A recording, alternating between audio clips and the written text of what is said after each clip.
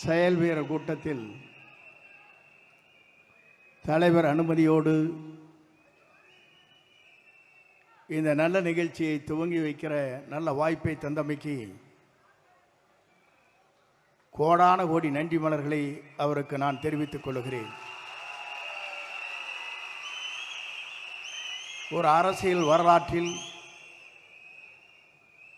50 ஆண்டு காலத்திற்கு பிறகு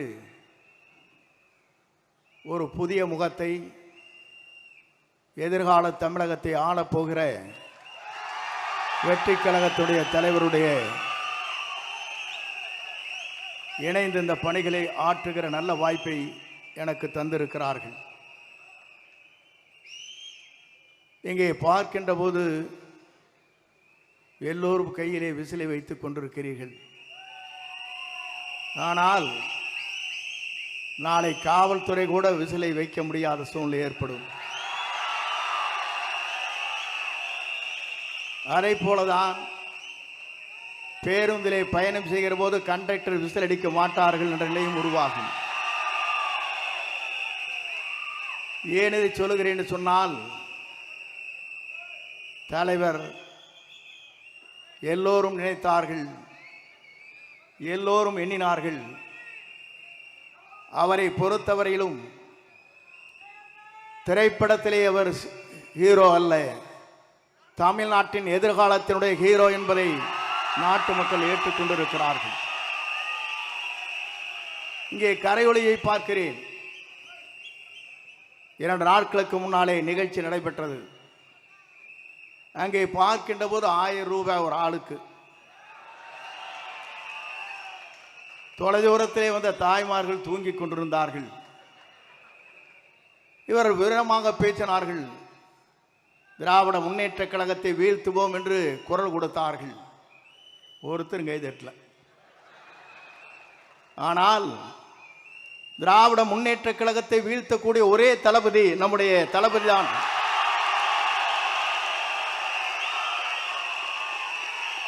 ஏன் இதை சொல்லுகிறேன் என்று சொன்னால், 10 கூட்டணி 8 கூட்டணி இதையெல்லாம் தூள் தூளாக்குற சக்தி யாரிடத்திலே இருக்கிறது என்று சொன்னால், வெற்றி கழகத்துடைய தலைவராக மட்டுமல்ல, எதிர்கால தமிழகத்தை ஆளப்போகிற நம்முடைய தமிழக முதலமைச்சருக்கு தான் அது உண்டு. நான் எதற்காக இதை சொல்லுகிறேன் என்று சொன்னால், பல தலைவர்களை பார்த்துவிட்டு இங்கே வந்திருக்கிறேன். புரட்சி தலைவரை பார்த்தேன்.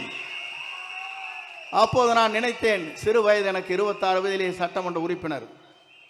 அப்போது உங்களைப் போலதான் நானும் இருந்தேன். ஆனால் நம்முடைய தலைவரோடு இணைந்ததற்கு பிறகு எங்கு சென்றாலும் உங்களை பார்க்கின்ற போது ஆள் விட்டா போதுமப்பா, போட்டு முதிச்சு முடிதுரா. நீங்கள் ஒரு பக்கம் செல்ஃபி எடுக்கிறாங்க, ஒரு பக்கம் திருப்புறாங்க, ஒரு பக்கம் மாட்டுறாங்க. பெண்கள் அதற்கு மேலே ஓடி வந்து படம் எடுக்கிற காட்சியும் நான் பார்த்தேன். இது இந்திய வரலாற்றில் யாருக்குமே இல்லாத ஒரு புகழ் இவருக்கு இருக்கிறது என்ற வரலாறு இங்கே படைக்கப்பட்டிருக்கிறது.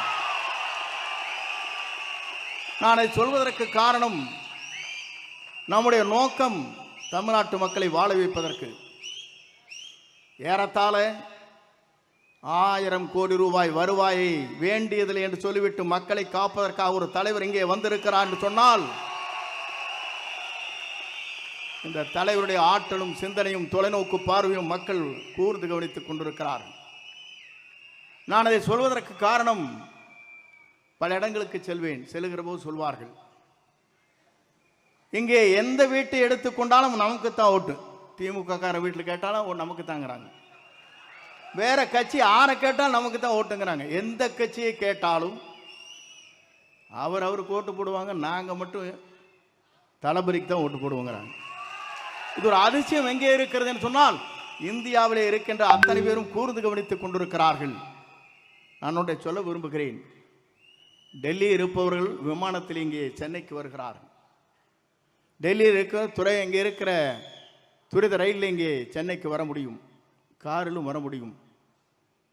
ஆனால் செல்லுகின்ற பாதை எதுவாக இருந்தாலும் சென்னை என்ற இடத்தை நோக்கி மக்கள் வருகிற வரலாறு தமிழ்நாட்டிலே படைக்கப்படுகிற ஒரே தலைவர் நம்முடைய தளபதி என்பதை நான் இந்த நேரத்திலே கோடிட்டு காட்ட விரும்புகிறேன்.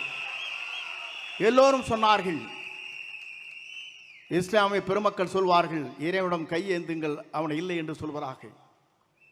இந்து மதம் சொல்லும், கேட்பதை கொடுப்பவனை கிறிஸ்தா கிறிஸ்தா என்று சொல்லும்.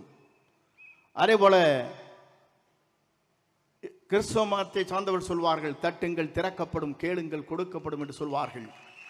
ஆனால் கேட்காமலே கொடுக்கக்கூடிய ஒரு தலைவர் தமிழ்நாட்டில் இனி தோன்ற போகிறார். அவர்தான் தமிழ் மண்ணிலே முதலமைச்சராக வரப்போகிறார். அந்த வரலாறு படைக்கிற காலம்தான். எல்லோரும் நினைத்தார்கள் 10 கட்சியின் கூட்டணி அசைத்து விட முடியுமான்னு நினைக்கிறார்கள். எல்லோரும் ஆடி போய் நிற்கிறார்கள். ஏனென்று சொன்னால் ஒருவர் புதிதாக தோன்றி இருக்கிறார். அந்த இரு கட்சியிலும் இருக்கின்ற தலைவர்களே அல்ல. ஏனென்று சொன்னால் தலைமை என்பது வேறு. ஆனால் இன்று இருக்கிற தலைமை ஆடி போய் நிற்கிறது. எப்போது இவர் வெளிவந்தாலும் சரி, இவரை தமிழ்நாட்டு மக்கள் முதலமைச்சர் ஆக்கியே தீர்வோம் என்ற சூழலை ஏற்று பணியாற்றி கொண்டிருக்கிறார்கள். இங்கே வந்திருக்கிற செயல் வீரர்களுக்கு தெரியும், எல்லோருக்கும் தெரியும், நாட்டு மக்களுக்கு தெரியும். நாளை தமிழகத்தை, நல்லாட்சியை தமிழகத்தில் நடத்தக்கூடிய ஆற்றலும் சிந்தனையும் தொலைநோக்கு பார்வையும் மனிதநேயமுக்கும் ஜாதி மத பேரமற்ற சமுதாயத்தை தமிழகத்திலே உருவாக்கக்கூடிய ஒரே தலைவர் நம்முடைய தளபதி மட்டும்தான் என்ற நிலை உருவாக்கப்பட்டிருக்கிறது. ஆகவே நீங்கள் கவலைப்பட தேவையில்லை. எந்த சக்தியாலும் தமிழ்நாட்டில் இனி நம்மை தடுத்து நிறுத்த முடியாது. அவர் வருவதை எந்த சக்தியாலும் தமிழ்நாட்டின் மண்ணிலே அவர் முதலமைச்சர் ஆவதை எந்த சக்தியாலும் தமிழ்நாட்டிலே நிறுத்தி விட முடியாது. அதைத்தான் நாம் இங்கே காணுகிறோம். நமக்கு கிடைத்திருக்கிற விசில் சின்னம். நாம் எச்சரிக்கையாக இருக்க வேண்டும். தூங்கிக் கொண்ட இடத்திலே காதிலே சென்று விசிலை அடித்து விடாதீர்கள், ஓட்டு போய்விடும். பஸ் ஸ்டாண்டிலே வயதிலே இருக்கின்ற தடுமாறி கொண்டிருக்கிற பெரியவர் இருக்கின்றத்திலே திடீரென்று விசில் அடித்தால் அவர் தடுமாறி போய்விடுவார். ஆகவே நம்முடைய விசிலை பொறுத்தவரை எச்சரிக்கையாக இருக்க வேண்டும். ஏனென்று சொன்னால் நாம் போடுகிற வாக்கிலே தான் நம்முடைய வெற்றி வரலாறு இருக்கிறது என்பதை மறக்காமல் நம் பணிகளை ஆற்றிடல் வேண்டும். இங்கே வந்திருக்கிற நீங்கள் அத்தனை பேரையும் நான் காணுகிறேன். உணர்ச்சி வசமாக இங்கே இருக்கிறீர்கள். 1000 கொடுத்து அங்கே கூட்டுகிறார்கள். 1 ரூபாய் கூட இல்லாமல் இங்கே கூடப்படுகிற கூட்டத்தை பார்க்கிற போது நம்மை வெல்வதற்கு எந்த சக்தியாலும் இனி தமிழகத்திலே இல்லை என்ற வரலாறு படைக்கின்ற காலமாக அந்த காலம் அமையும். இங்கே வருகிறது முதலே இதை துவக்கி வைக்கிற வாய்ப்பினை உருவாக்கி தந்திருக்கிற நம்முடைய தளபதிக்கு மீண்டும் கோடான கோடி நன்றி வளங்களை தெரிவித்து விடைபெறுகிறேன். நன்றி, வணக்கம்.